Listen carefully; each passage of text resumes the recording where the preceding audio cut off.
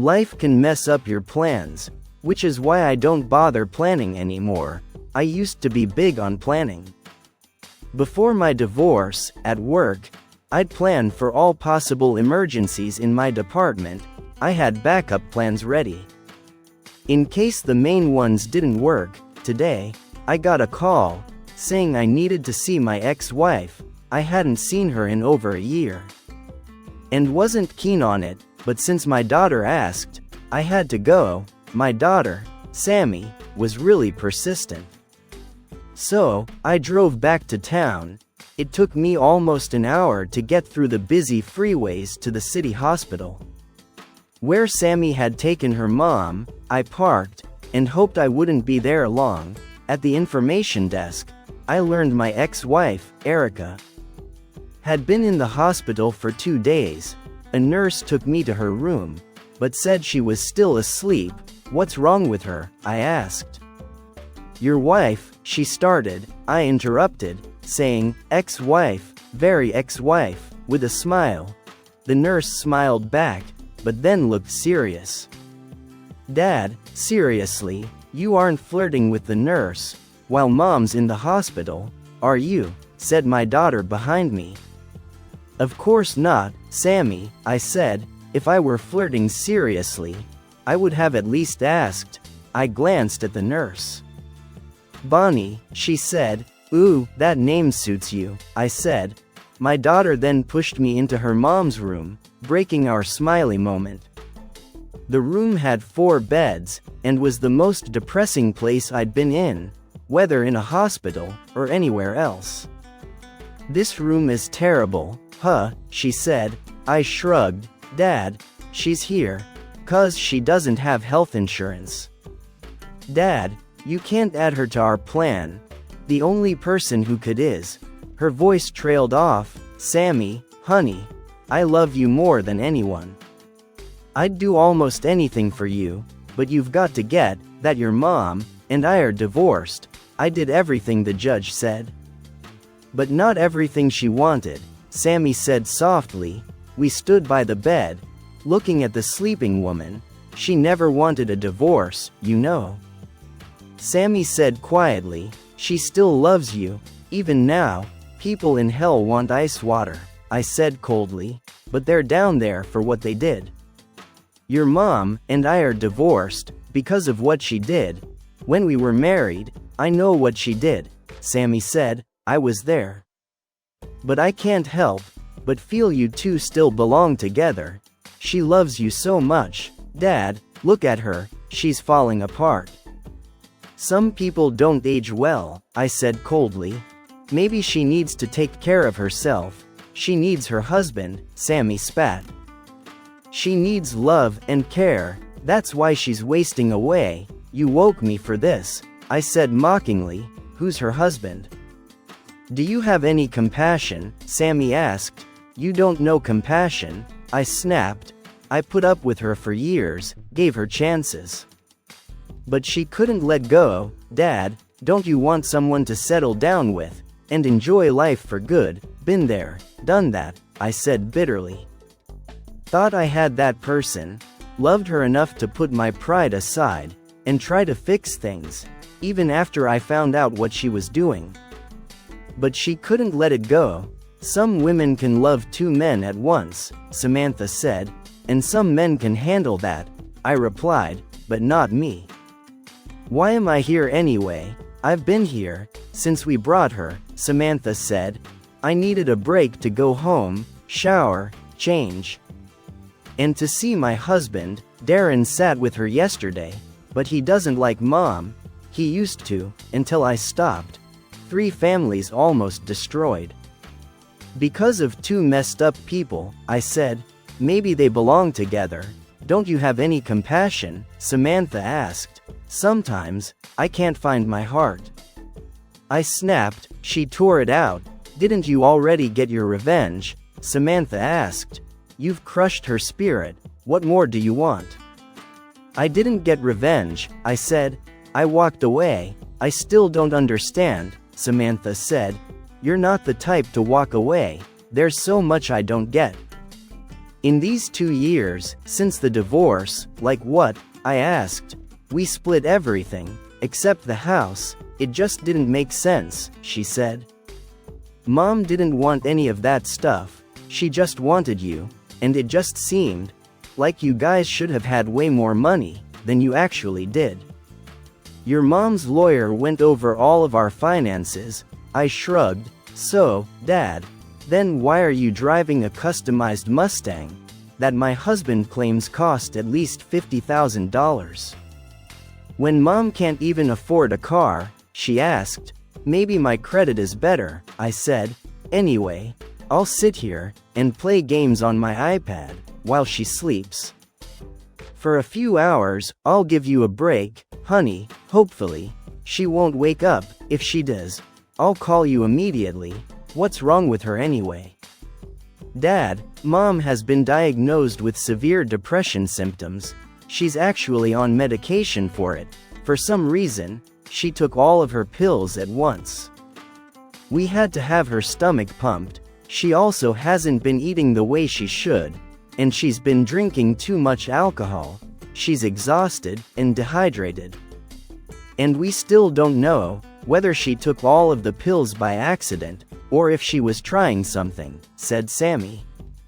So, the chances are, she probably won't even wake up, right? I asked, smiling. Right, said Sammy, but Dad, if she does, please be nice to her, for me, okay? Okay, Sammy, I said. My daughter kissed me on the cheek and left the room. I sat down in the chair next to the bed and got out my iPad. I started out opening the book I was reading, but quickly lost track of the book as my thoughts wandered back to 2 years ago. When this had all started, we do strange things for our kids. When Sammy was little, she liked making odd mixes of candy. I love her so much, so I'd eat whatever she made and say it was great. Once she invited us over for dinner. It was nice. But Samantha still couldn't cook. The roast was super dry. Darren kept refilling my drink, probably knowing the roast wasn't good. Luckily, I don't drink much, or I'd have been drunk. It was nice spending time with family. I hung out with Samantha's son, John. Named after me, he was adorable, and could do no wrong in my eyes. The highlight was when Sam and Dar told us she was pregnant again. Darren, what are you doing to my daughter? I joked. We discussed the usual topics. When our kids are expecting, we all like the name Elizabeth. If it's a girl, after Darren's mom, I suggested Peter for a boy, after Darren's dad, which he liked. Then things took a turn. You already have a grandkid named after you, Erica said. Let someone else pick this time. What do you have in mind? I teased. Let me guess, Erica for a girl, Eric for a boy. Well, actually, I was thinking Randall, she said. We could call him Randy. Randall James Dillon sounds nice. The mood changed suddenly.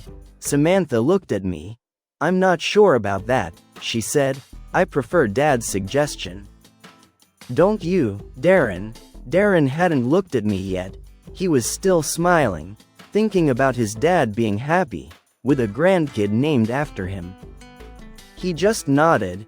Erica reached for my hand, but I pulled away sharply. Samantha hadn't noticed my reaction. What do you think, Dad? She asked. In a cold tone, I replied, I think naming him that would be as big a mistake as the one your mother just made.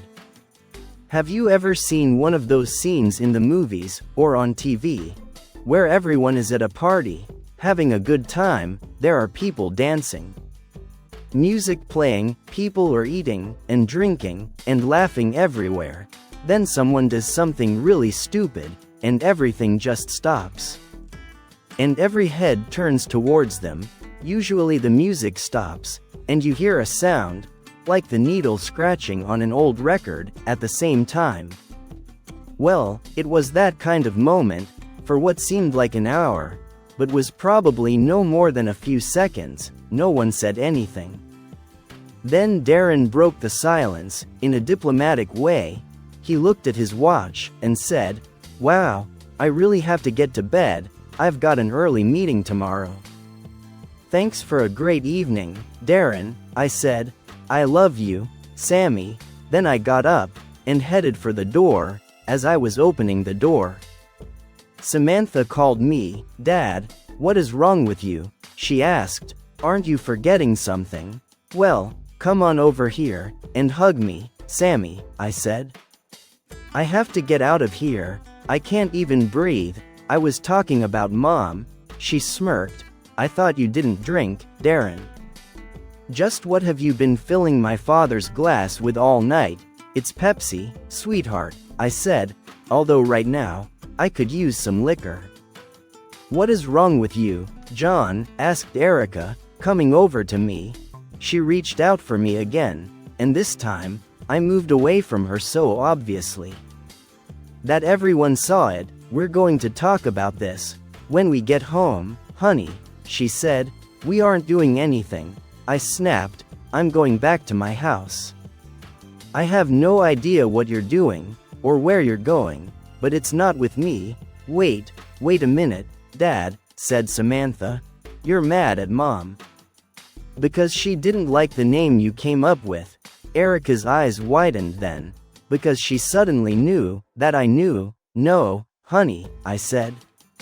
"I'm not mad, or angry at all. I've just finally come to my senses. There are times when the people who love you do things to hurt you, and you just let it go. There are times when you suffer in silence, because you think that if you just get past this one little thing, you can go on, and things will be better in the end. But then something happens that lets you know that you've suffered and made allowances for nothing. Sometimes, some things just can't be let go of." Everyone in the room was looking at me, except Erica. She already knew what I was talking about. "Dad, you're not making any sense," said Samantha. "Sammy, your mother wants you to name my grandson after the man she's been in love with for the past 15 years, or so, the guy she had an affair with. She found out a couple of days ago that he recently died. She's trying to let his memory live on in my grandson." Both Samantha and Darren looked at Erica, who had fallen to the floor and was silently sobbing. "I'm so sorry, John," she said. "It's over. It's been over for more than 5 years. I've been trying to be the best wife possible to you."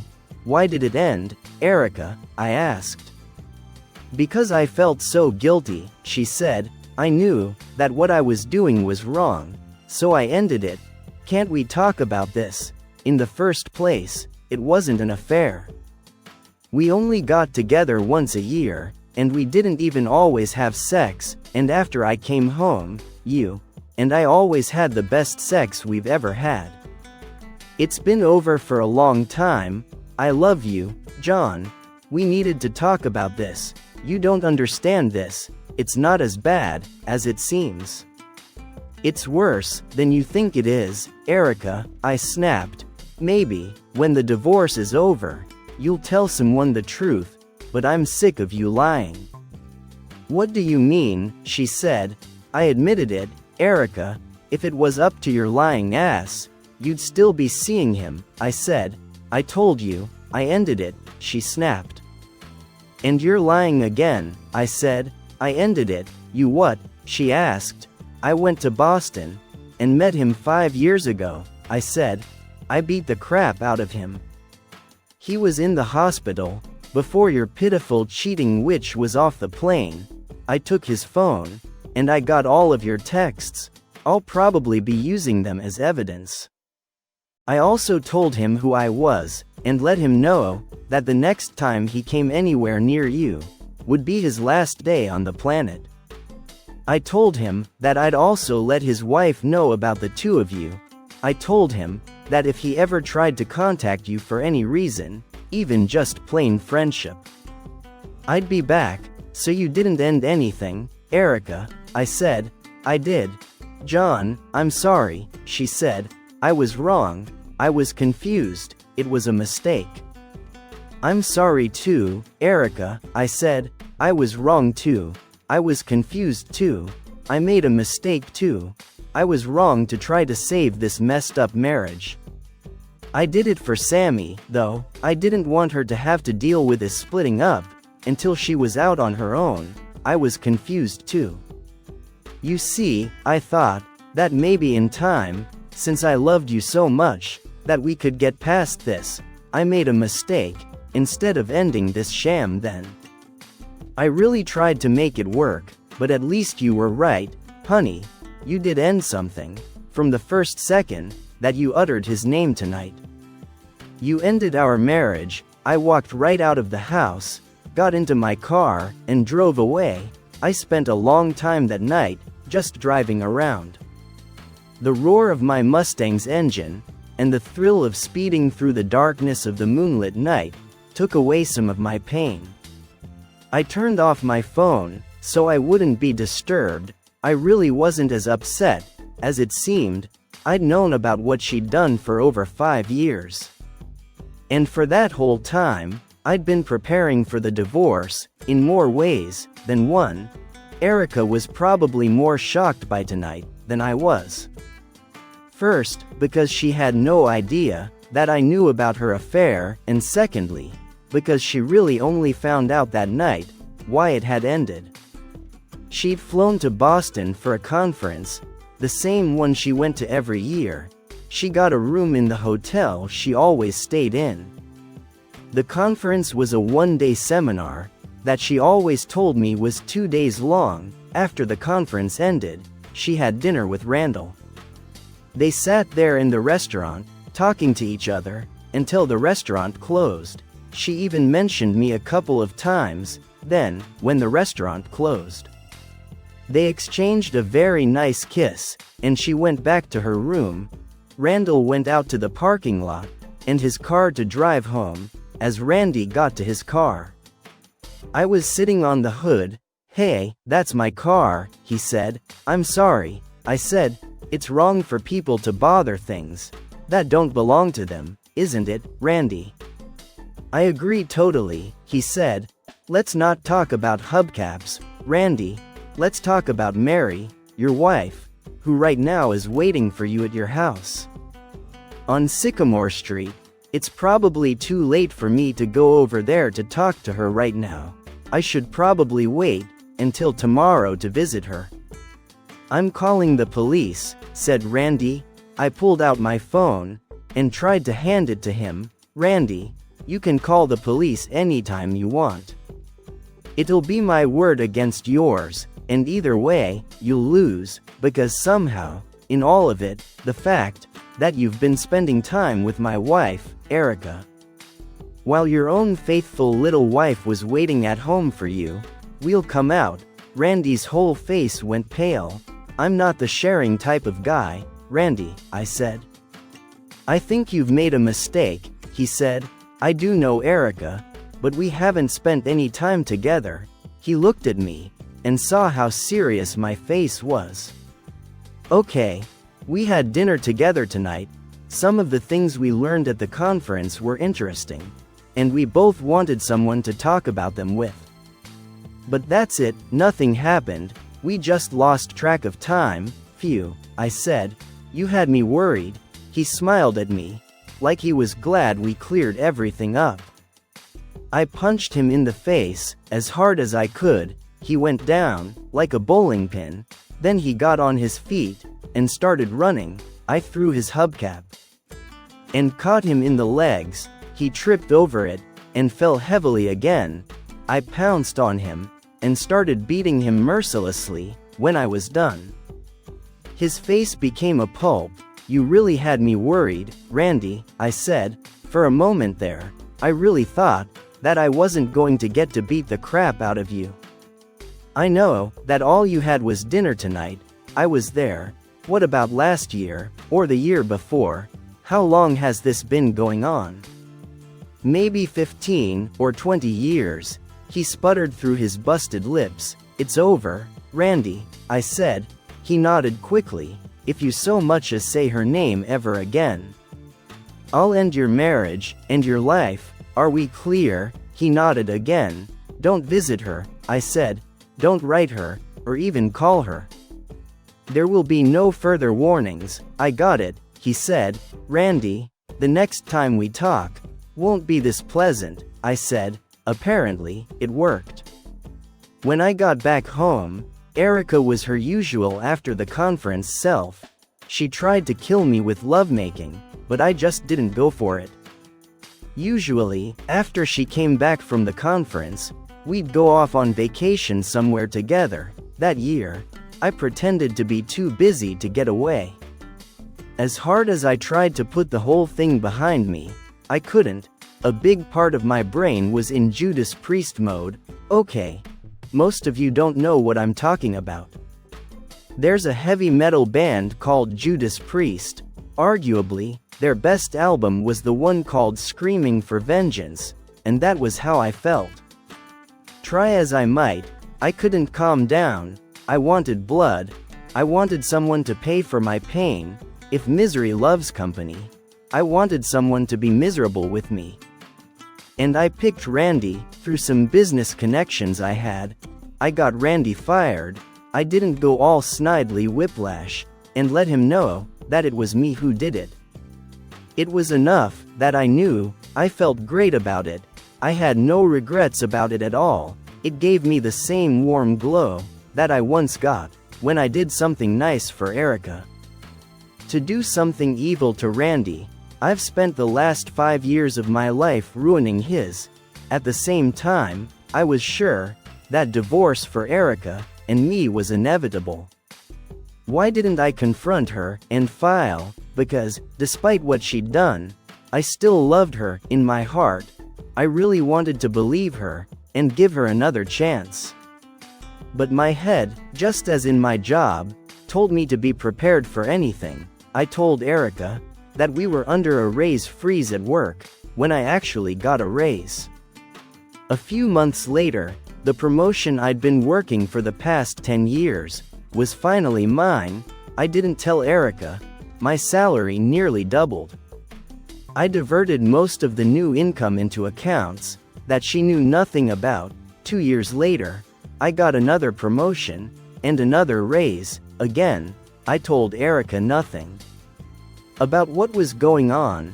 The reason behind all of this deception was that in the case of our divorce, she'd have no idea about my actual income. She'd really believe that I was still making 40 grand a year, so that's what our divorce would be based on. My boss had been absolutely raped in his divorce. So, he saw no problems in helping me. Officially, on the books, I was listed as a mid-level manager. No one outside of the company ever even asked why all the other managers deferred and reported to me. It just seemed like the way our company ran. 3/4 of my actual salary was regularly paid to another company that, on the surface, looked like one of our vendors. I was not one of that company's officers, nor did I own it. All of the officers of that company were fishing buddies of mine. In exchange for the usage of their names, I took them fishing once or twice a year. They were all listed as volunteers. So, there were no salary or tax implications for them. The money from that company went directly into my offshore account, so there was no tracing it. After that, there were a couple of times that I did withdraw some of the money. Once was after Samantha and Darren got married. I put a large down payment on their house to start them out in their marriage, without a lot of financial stress. I didn't buy the house for them outright, but I put enough down. Their regular mortgage payments were under $100 a month. The other time was to buy Sam and Darren a second car, since they both worked. And their jobs weren't in the same part of town. It just made things easier for them. Again, even in giving the kids their gifts, I had to be careful. The way I managed to give them their house and the second car actually worked in my favor. and allowed me to give Erica even less money. The money for their house supposedly came from me pulling it out of my retirement package. That meant that in the case of a divorce, I'd have next to nothing. In my retirement account, for her to get her greedy, cheating hands on, to get the money for the car, I ostensibly took out a loan, which even further lowered my disposable income. So, I'd be able to give Erica even less. One of the great things about my situation was that Randall worked in manufacturing. He specialized in inspecting castings. My company was also manufacturing based. We owned a lot of direct-to-factory manufacturing concerns all across the country. I had a pie friend who lived in Boston. I had him regularly check on Randy. Every time he got a job, I'd talk to one of our account execs if we had an account with the company Randy worked for. One of my friends had lunch with someone who worked there, and Randy got fired. If we didn't have an account with Randy's new company, we got one.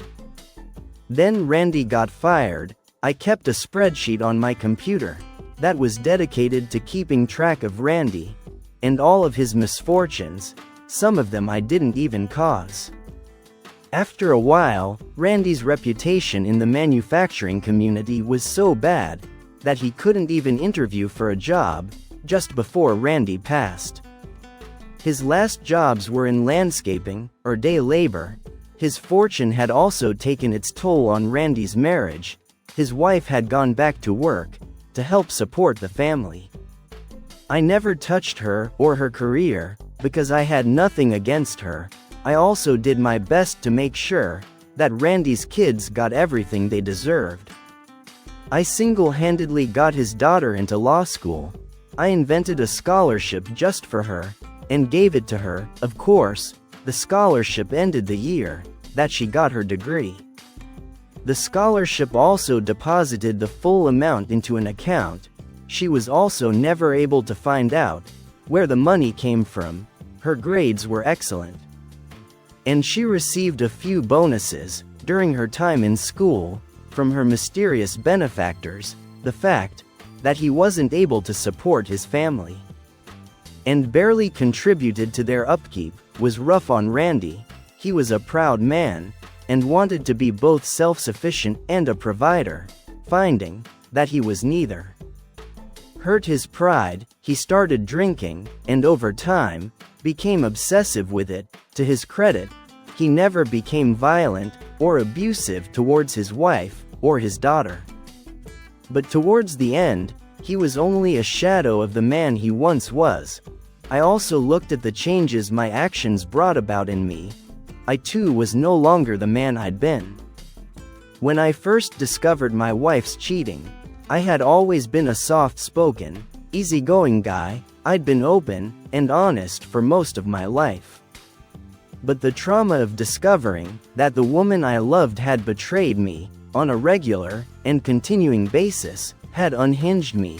When I looked in the mirror, I didn't see a psychopath who could calmly and with relish plan and oversee the systematic destruction of a man whose only mistake had been to have sex with the wrong woman.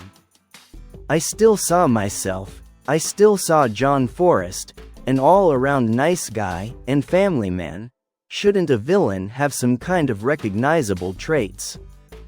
In the old days, all of the bad guys wore black hats. Maybe I should trade my Mustang in for a black one. But even as I'd wondered about those things, I continued. I couldn't stop myself. My shattered heart needed revenge more than healing. My soul screamed for vengeance far more than forgiveness. Even as I watched Randy's life fall apart, I watched Erica. I found that I simply didn't trust her anymore. It's a terrible thing not to have faith in the woman you've pledged to love and cherish forever. But that was one of the things that her affair with Randy did to me. It destroyed not only our marriage, but my ability to trust anyone completely. So, for a full 5 years, while I crushed Randy under my heel, I also watched Erica and prepared for my divorce. Unlike most men, who have a few days, or maybe a few weeks, to try to protect their assets, I had 5 years to prepare. I'd originally planned for more than that. Erica had been, though fading, still relatively decent looking. When we divorced, I'd intended to wait until she was on the full downswing, but Randy hadn't been able to keep going. For as long as I thought, for 5 years, I'd hidden and squirreled away as much money as I could. I didn't need to worry about the house that we lived in. Because it wasn't ours, the home had been in my family for generations. We lived in it because my parents, who were still alive, didn't need a place that big. When I went through the divorce, I made sure the lawyers knew my parents owned the house, and simply allowed me to live there rent-free. When Erica came back from the conference, she texted Randy about how much she'd enjoyed their dinner together, and how wonderful the kiss had been. She had also told him that she missed the times when they'd made love, but she was glad that it hadn't happened this year. She'd always felt guilty about being unfaithful to me, as she was sure that Randy felt the same way about his wife. She told him that what they had now, their sexless romance, was actually better because they could enjoy their relationship that way until they both died, with no guilt on either side. Maybe they were growing older, and their love didn't need to be expressed physically, just being together was enough. That way, they'd be together forever. And she ended the text with, "Until next year, my love." I read that text as I was waiting for my luggage at the airport. I wanted to strangle Erica, and though I still loved her in some ways, my feelings for her changed drastically. Sometimes, it was hard for me to hold it all together. When Erica got home, I was sitting in the den, watching a football game. She came in and wrapped her arms around me and tried to kiss me.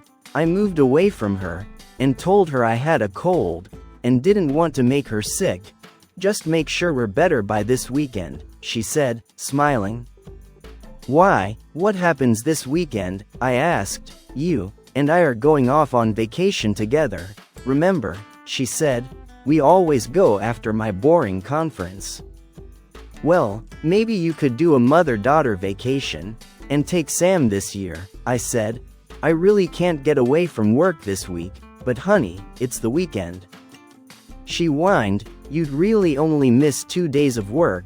Think about it, 4 nights, and 3 days in Hawaii. It would be just the 2 of us." Thinking about it gets me hot. We might never leave the hotel room. I bought all kinds of nasty new things to wear for you. I wondered how many of those things that Randy would have seen if they'd gotten together earlier. "Erica, we're under a wage freeze, and the company is trying to cut costs every way they can. I have to make sure that they never get the idea that I'm one of the costs they could cut," I said. "I understand, honey," she said. "I'll go call Sam. I want you in the bedroom 10 minutes after I get upstairs, though." She went up the stairs, and I heard her talking to my daughter, Samantha, on the phone. At the same time, she texted Randy again, wondering whether or not he'd received her previous text. It just disgusted me when I didn't come to bed. She came looking for me. I dove on the couch and pretended to be asleep. Over the next few weeks, I came to terms with things. It was a big adjustment. I became a far better actor than I ever thought I could be. We still had sex, more or less, as regularly as we had before. I don't know whether or not Erica enjoyed it as much, but I sure did. I didn't have to concentrate on pleasing her anymore, because I just didn't give a damn whether she got off or not. I had to look at things from a totally different viewpoint. Instead of thinking about Erica as my wife that I loved, I just looked at her as some woman I was sleeping with. Our sex was raw and less loving, but at the same time, it was more adventurous. Erica had always been kind of vanilla when it came to sex. During the guilt period, just after the conference, when she needed to assure me that she was mine, she rarely refused me anything. I started sleeping with her like that. It was the first time for us, even after all of those years of marriage, before Erica could protest and tell me that she wasn't the kind of woman who did that. She was. The next year, when conference time came around, I watched her intently, looking for a sign that she was in contact with Randy. I checked her phone account online to make sure that she hadn't received any calls from the Boston area. She hadn't received any, but she'd sent several texts to Randy's phone.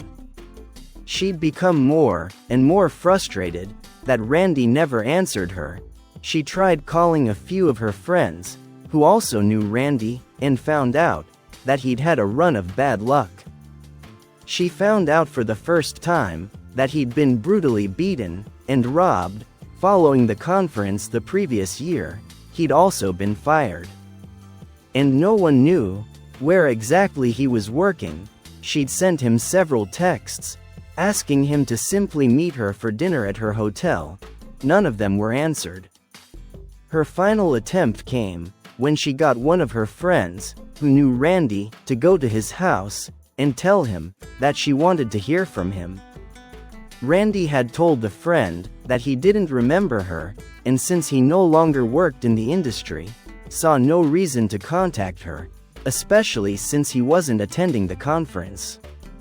Erica was heartbroken. She told me that she didn't feel up to attending the conference this year. After that, I told her that she needed to go. She went every year and suffered through it. This year shouldn't be any different than last year. What's different? I asked her point blank, even though I already knew. My flight landed 2 hours after hers did. I watched her the whole day, and almost blew it. Erica didn't even stay the night. She flew back home at the end of the day. While she was heading for the airport, I called her and told her how much I missed her. I told her that I had to go out of town for the evening. But it didn't really matter, since she'd be at her conference. She told me that she couldn't stand us being apart, and she was flying home early. I guess I'd expected her to try to hook up with another guy, but she didn't. She just went to the lectures and the expo, and as soon as it was over, she flew home. The following year, she tried to get me to go to the conference with her, so she could show me how boring it was. After that, she simply stopped going. For the last 2 years, Erica has been totally faithful to me. I have, from time to time, either watched her myself, or even hired a pie for a few days. She hasn't done a thing to arouse any suspicion. If I didn't know any better, I'd have thought that she was the perfect wife. At least she tried to be. The problem was that once trust is gone, things will never be the way they were before. So, when we sat out on our deck and relaxed in our big swing together, I always wondered if she was thinking about Randy and how their love would last until one of them died when she woke me up on a lazy Sunday morning. By doing my Johnson, I always wondered if she was imagining doing it to Randy. As a result, I was never able to give Erica my heart totally again. No matter how romantic she tried to make things, I always looked for an ulterior motive. For the past 5 years, Erica has been simply a maid with benefits. And a very expensive one. In the 2 years before the divorce, I looked at her body often.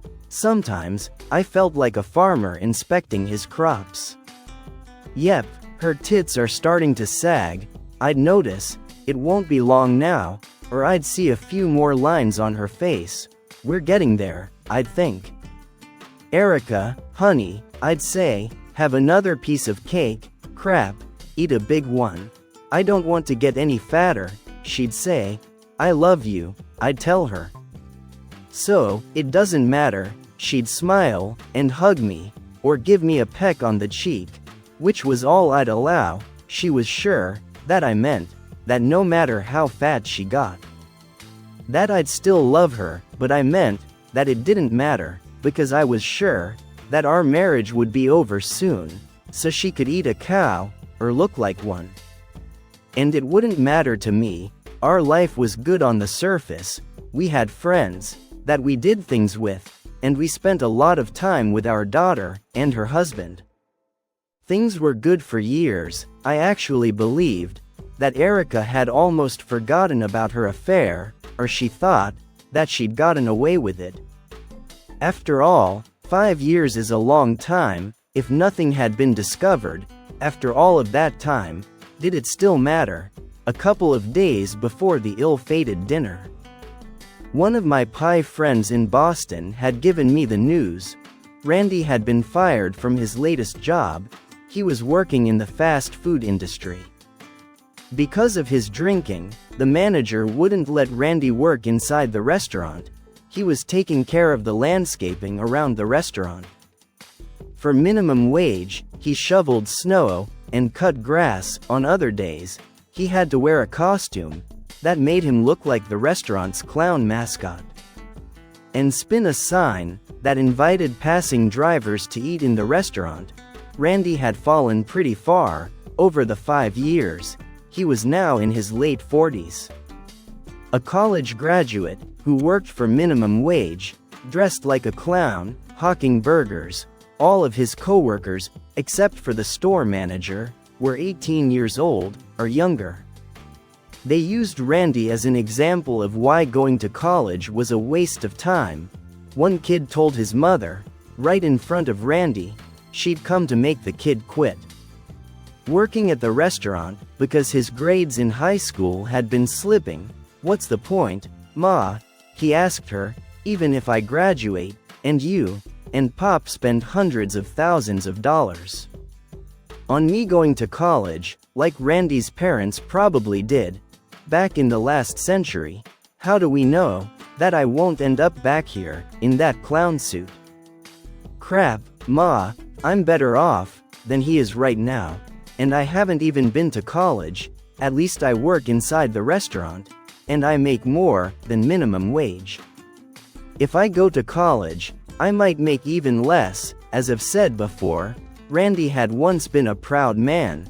Hearing the kid's sermon on the state of his life drove Randy further into depression. Randy was so distraught that he didn't pay attention to where he was flinging his sign. Some of the observers said it was on purpose. Others swear it was a freak accident. Randy threw the sign up in the air, and it came down on a customer, shocking her and knocking her bag of food out of her hands. She started yelling at Randy, and he went berserk. When the police arrived, he was still kicking one of her hamburgers down the street, as if it was a street hockey puck, and calling her names. Randy was fired on the spot. He got his last check, and used it to buy himself a bottle and a rope. He went home, and before he started drinking, he used his college degree one last time. His degree was in manufacturing technology.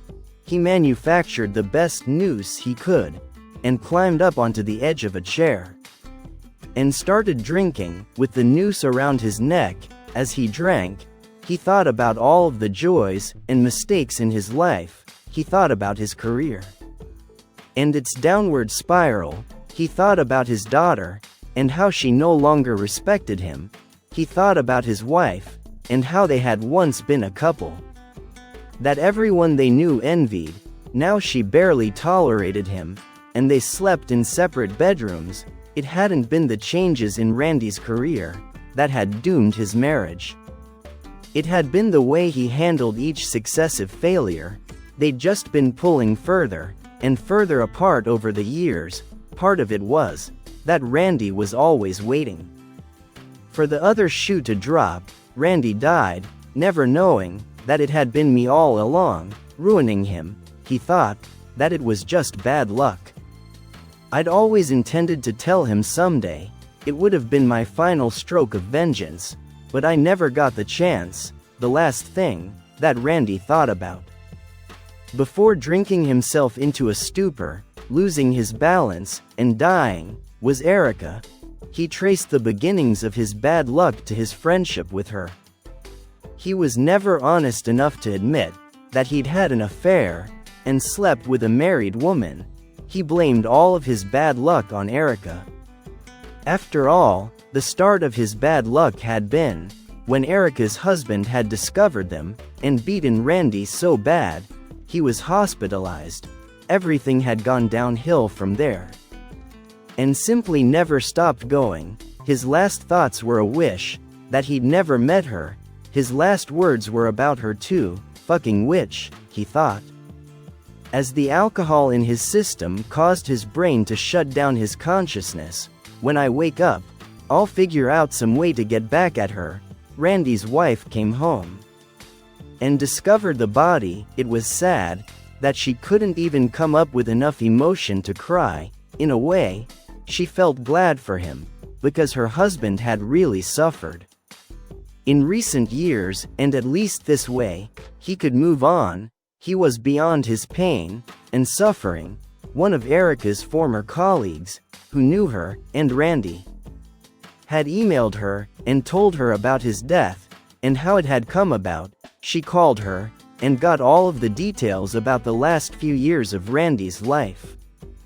Erica was shocked. I'd heard from my pie before Erica was notified, so I knew to expect something. She was definitely off of her game. I watched her and couldn't tell if it was because she'd lost someone that she loved, or if she was just thinking about how fleeting life is. That night, she tried to sleep with me to death. She held on to me, like she was worried about losing me. She even cried a little. When I asked her why, I didn't know what to expect. I guess I was expecting her to tell me that she'd lost a friend from her past, but what she told me was anything but that. I just love you so much, she said, and I'm so glad to have you. I don't know what I'd do if anything ever happened to take you away from me. Yeah, I know, I'm a sucker. And the woman got to me one last time that night. The second round was different. We made love, like we always used to. I did things to her that I hadn't done in years, instead of pounding her like a drum and then going to watch the news. I spent a long time just kissing her, holding her, and letting her know that I loved her too. I stupidly believed that I was healing and I could trust her again. It was as if, over the past 5 years, a scab had finally formed over my wounded heart. The next night, as we had dinner with Sammy and Darren, I held her hand as we ate, and we gave each other longing glances. Samantha had even asked us why we were still so much in love after all of the years we'd been together.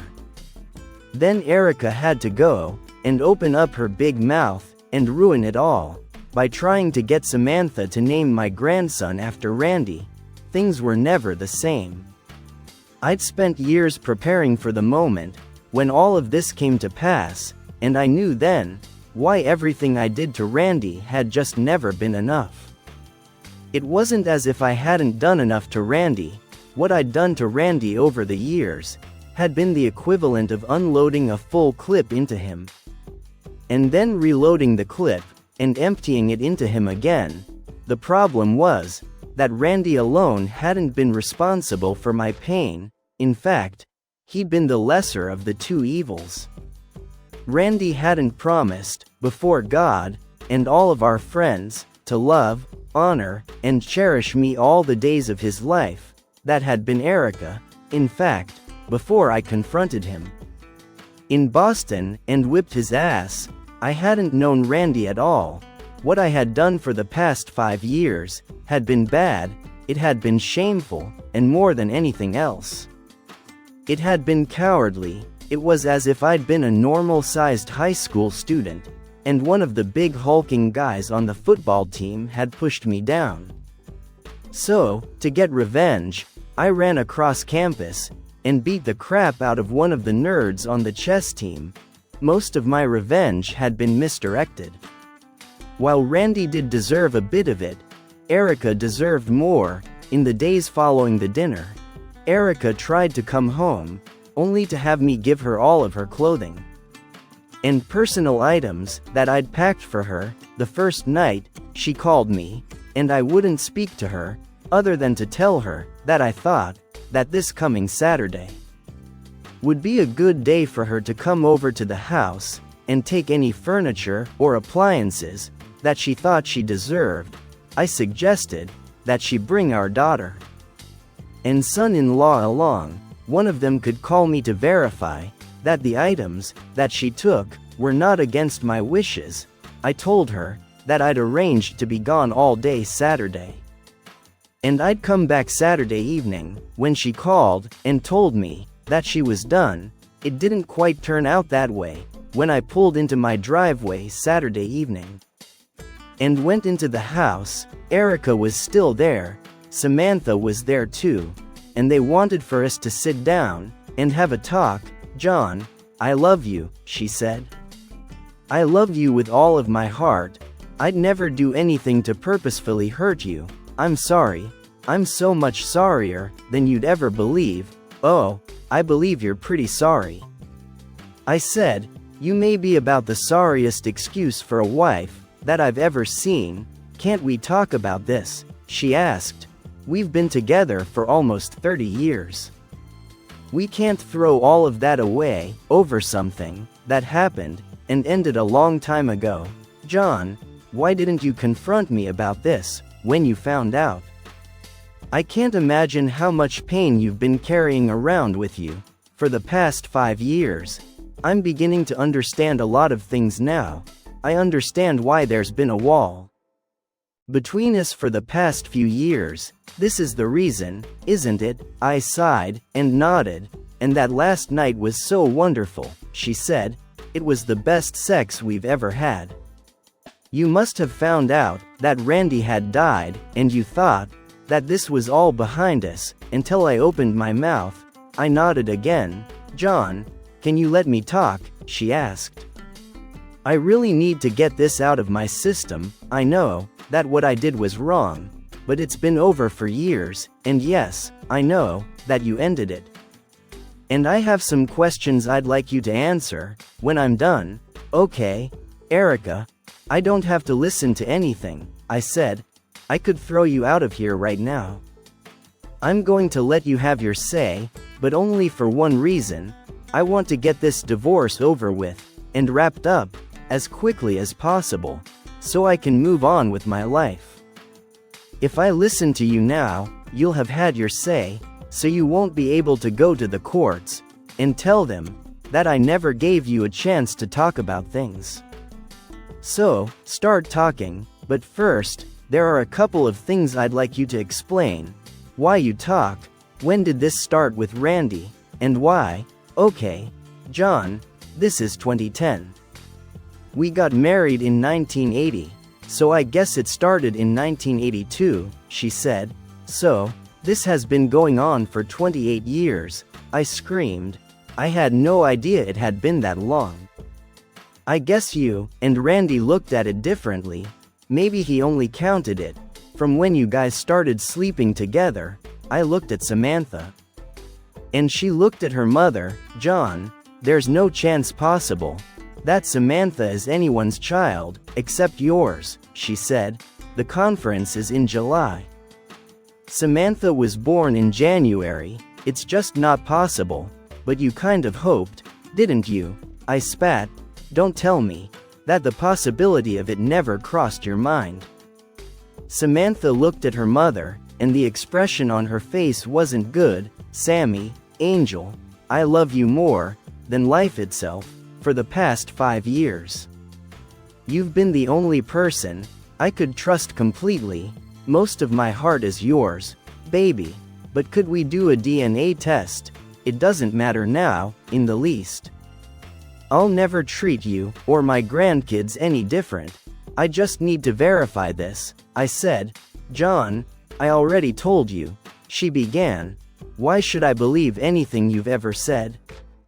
I asked calmly. From the very start of our marriage, you've been lying to me. The whole time, since our marriage is over with. It means you did lie to me.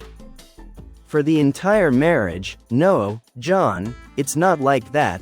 I love you, she said. I've always loved you, you just don't understand. Well, start talking, I told her. I'm giving you time to make me understand, but you need to give it everything you've got. This is the last time we'll be speaking, without going through lawyers. John, you're not serious, she said. I only cheated on you once, and that was years ago. It isn't worth throwing away 30 years together on. For the past 5 years, I haven't seen or heard from Randy. You're punishing me for something. That ended a long time ago. I think that's unfair. You're not thinking straight.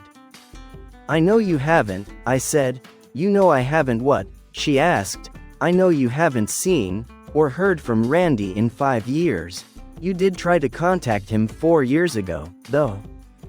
The year after the last conference you spent together, you tried to find out when he'd be arriving at the conference for your yearly get-together, but he didn't answer any of your texts. You tried to get in touch with him through friends. The friends told you that he didn't remember you. He did, but he was afraid. He knew that if he answered you, I'd either beat him completely to death this time, or worse, tell his wife, and ruin his marriage. So, you know that it's over, she said, smiling. How do I know that? I asked. The last thing you sent to him 5 years ago was a text message where you told him that your love would last until one of you died. It's barely been 5 years, but oh, wait, he is dead now, isn't he? But then again, maybe you weren't lying after all. You did love him enough to try to get Sam to name my grandson after him, even though it cost you our marriage. No, John, you don't understand, she said. You and I had only been married for 2 years. When I went to that first conference, I met Randy there, and he was the nicest guy. I missed you a lot. It was the first time I'd ever been away from you. I kept leaving lectures to try to call you, but you were working, Randy, and I started talking, and he just made me feel comfortable. He was so much like you. The next year, we met again, and we got even closer. We even had dinner together. We talked, and we kept talking, until they threw us out of the restaurant. I never wanted to stop talking to him, but you have to understand, a lot of it was because he was so much like you. We hadn't been together for that long. And sometimes, I needed to run things by someone, to see how you'd react to them. It wasn't until the 4th year that we slept together, and then it was an accident. We'd both gotten really drunk, and we just ended up in bed. We woke up the next morning, and we were both consumed with guilt. We could barely even look at each other. We didn't even say goodbye. The next year was the 5th year. We kind of avoided each other, but truthfully, I missed my friend. I was, of course, pregnant with Sam that year. So, unless Samantha took over a year to come to term, there's no way that he was her father. We didn't even have dinner or talk that year. The next year, he came over and told me how sorry he'd been about everything that had happened 2 years prior. He blamed it on himself and told me that he thought it was stupid for us to avoid each other because of a mistake. So we had dinner, and to tell you the truth, for over 2 years, I'd been avoiding him and fantasizing about what sex with him had been like. We'd both been drunk, and I wanted to remember what it had been like. So, at that point, it had been 6 years, and we'd only slept together once. And then it had been a drunken thing. That year, dinner was all that happened. The following year, again, nothing happened, but there was this weird tension between us. It had started to seem like we only went to the conferences to see each other. Year 8, Just to break that tension, we had sex. I feel the most guilt about that one. For the past 3 years, I'd been avoiding him, and fantasizing about what sex with Randy would be like. It was awful. It was worse than awful, and it was boring. You already know that sex isn't really about size, but Randy's equipment was not really your equal, in terms of dimensions, and worse than that. I guess Randy had been with his wife for a very long time, and he knew exactly the kinds of things she liked. However, they weren't the same things that I like. I realized then that I'd made a terrible mistake. The next year, I avoided Randy again. I don't mean that I didn't have dinner with him, or just didn't have sex with him. I didn't even speak to him. I basically hid. I did go over to him towards the end, and pretend that I'd just run into him, after looking for him for a long time. I asked him a lot of questions about his wife, and then left. The year after that, John, we'd been going to that conference for 10 years. Randy was waiting for me at the airport. He kept telling me about how special that year was. We'd been friends, as he called it, for 10 years. It was like our anniversary, or something. I ended up giving him a mercy sleep, and suffering through it, because I didn't want to hurt his feelings. He really was a nice guy, yeah, I said. So nice, that sleeping with him was worth more than your own marriage. John, you have to understand, he really was a lot like you, and I didn't want to hurt his feelings. Plus, it only happened once a year. There was nothing wild or strange about it. It was like old people's sex. On the other hand, look at what you and I do. There was no comparison. Randy wasn't experimental. It was like romantic sex, without the romance. I've never given him a BJ, and he's only been in one place. If you know what I mean, Erica, you don't understand this either, I said. You and I started getting experimental after I found out about you. Think about it. I let you give me BJs, but I don't do you anymore. I'm not sticking my mouth anywhere.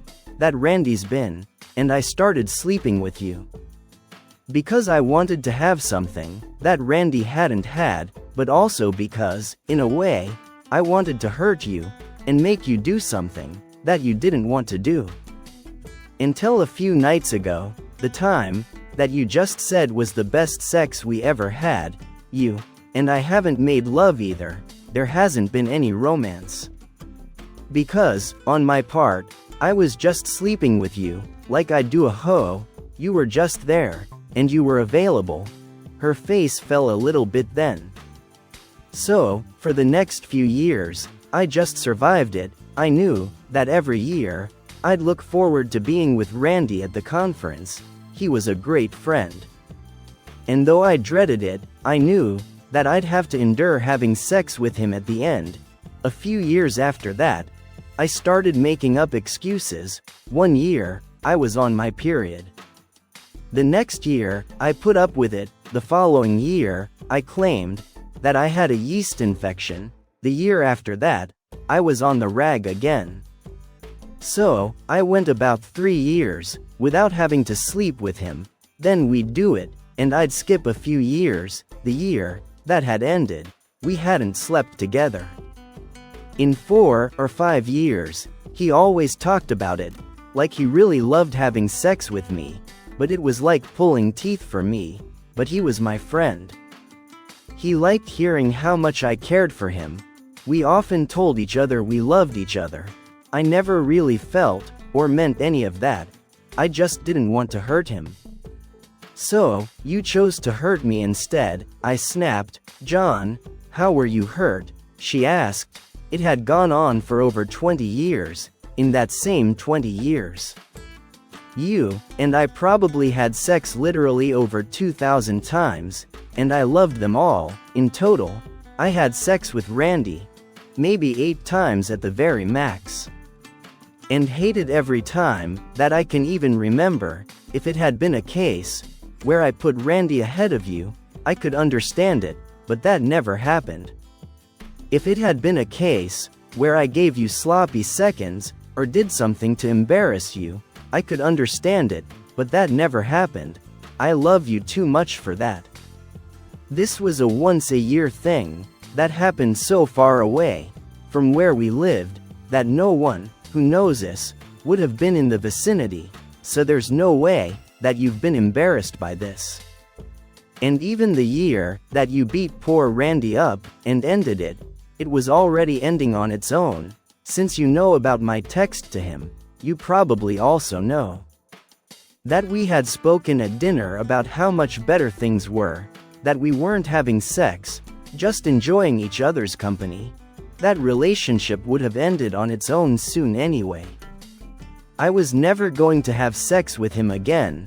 That was what I meant by we were better, without the guilt. I was just trying to let him down easily. I figured that the relationship would naturally drift apart, without me having to hurt his feelings. John, you have to believe me. I love you. I love only you. Whatever I did with Randy was just a stupid mistake that I made a long time ago, and I didn't know how to get out of it. You and I have so much more history, love, and life together.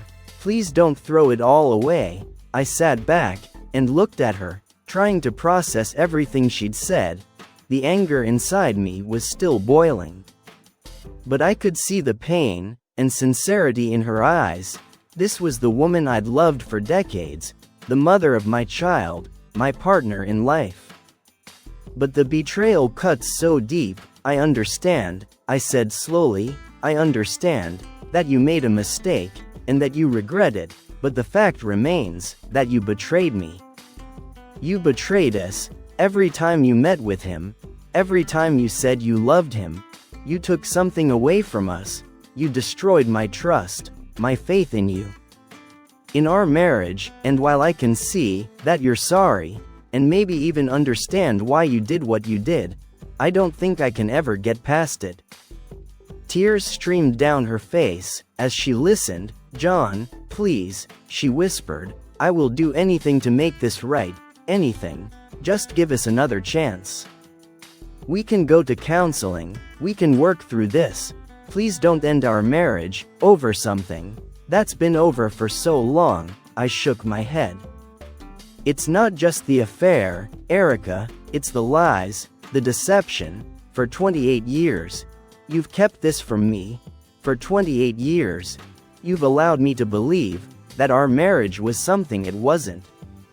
You took away my ability to make an informed decision about my own life, about whether or not I wanted to stay with someone who could do that to me. You robbed me of that choice. She sobbed uncontrollably, and Samantha reached out to comfort her. Dad, please, Samantha said. Mom has made mistakes, but she's trying to make it right. Can't you at least try to work through this, for me, for the grandkids? I looked at my daughter, the pain in her eyes mirroring my own. Sammy, I love you. I love you more than anything, but this isn't something I can just forgive and forget. It's been eating away at me for years, and I can't live like this anymore. I can't keep pretending that everything is okay when it's not. Erica tried to speak again, but I held up my hand. Enough, Erica. I don't want to hear anymore. You've said your piece. Now it's time for me to move on. I'm filing for divorce. You can take whatever you want from the house, but I need you out of here by the end of the week. Dad, please, Samantha begged. Don't do this. I'm sorry, Sammy, I said, my voice breaking, but this is something I have to do for myself. I can't live with this betrayal any longer. Erica collapsed into a chair, her body shaking with sobs.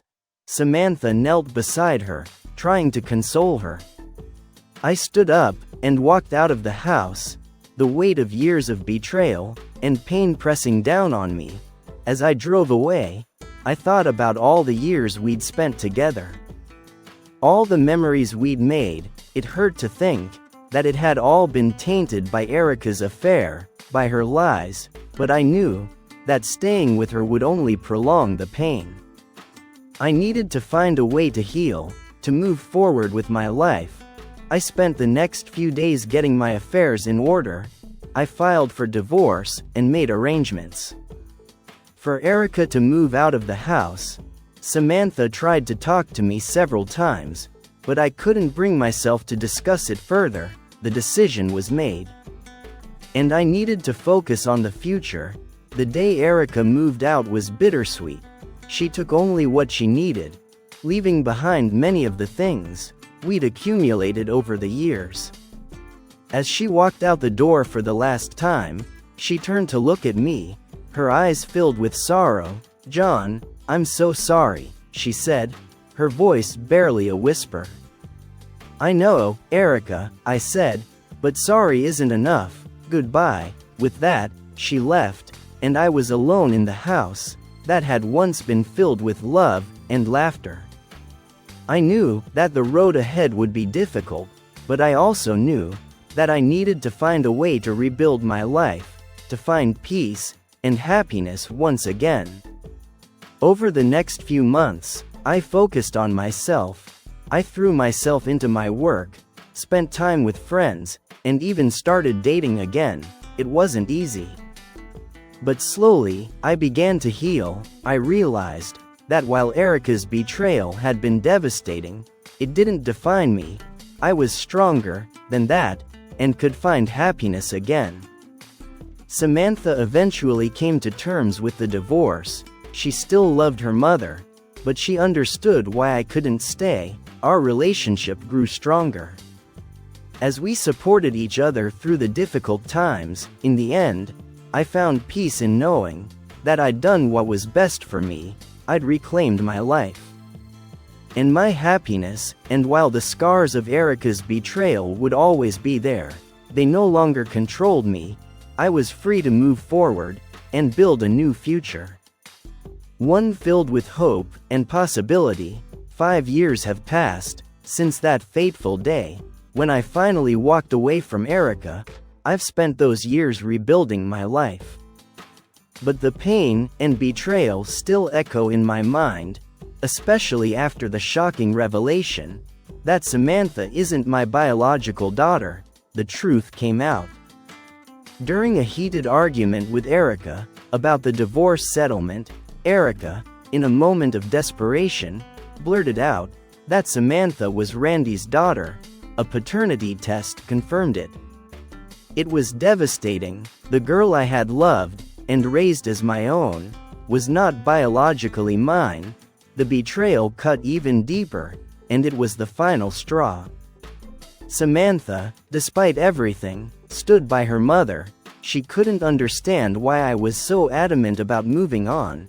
It was like a knife in my heart when she chose to support Erica. After all that had happened, in the end, I decided to remove Samantha from my will. It wasn't a decision I made lightly, but I felt I needed to take control of my life and my legacy. We split our possessions 50-50, with Erica taking half of our savings and some personal items. I kept the house, but it felt empty without the family I once thought was mine. So, I sold it and moved into a modern apartment in the city. The transition was hard, but I found solace in my work and slowly began to date again. It was during a business conference that I met Lisa. She was a breath of fresh air, intelligent, kind, and genuinely interested in me. Lisa had her own successful career as a marketing executive, and her life story was refreshingly free of the complications that had marred mine. She had been married once before, but her husband passed away in a tragic accident. Despite her loss, she remained optimistic and full of life. We started dating, and for the first time in years, I felt alive again. Lisa had a way of making me forget the past and focus on the present. Her presence in my life was like a healing balm, slowly mending the wounds that Erica's betrayal had left, while I was finding happiness again. Erica's life took a turn for the worse After the divorce, she moved into a small apartment and tried to find a job, but her depression and guilt consumed her. She began drinking heavily, and her health deteriorated rapidly. The weight of her actions and the loss of her family took a severe toll on her. Erica's attempts to reconnect with Samantha were met with limited success. Samantha, though supportive of her mother, couldn't fully understand the depth of her mother's actions. The strain between them grew, and Erica felt increasingly isolated. She tried to find solace in alcohol, but it only pushed her further down the spiral. Eventually, Erica lost her job and ended up on welfare. Her once vibrant appearance faded. As she battled her demons alone, I heard from mutual friends that she had been hospitalized several times due to alcohol poisoning and severe depression. It was heartbreaking to hear, but I couldn't bring myself to reach out. The woman I once loved had destroyed too much of my life, and I needed to protect my newfound happiness. Samantha, despite her efforts to help, couldn't save her mother from herself. She had her own family to care for, and the burden of her mother's decline weighed heavily on her. The rift between us remained. But I found peace in knowing that I had done what was best for me, Lisa, and I got married last year. Our wedding was small and intimate. Attended by close friends and family, it was a day filled with love and hope for the future. Lisa's presence in my life has been a constant source of strength and joy. We've built a new life together, one free from the shadows of the past. Looking back, I realized that the years of pain and betrayal were a necessary journey to bring me to this point. I've learned that forgiveness isn't always about the other person, it's about freeing yourself from the chains of the past. While I may never fully forgive Erica or forget what she did, I found a way to move forward and embrace the happiness I deserve. Erica's downward spiral is a tragic reminder of the consequences of betrayal and the importance of honesty in relationships. As for Samantha, I hope that one day we can rebuild our relationship. But for now, I focus on the life I have with Lisa, grateful for the second chance at happiness that life has given me.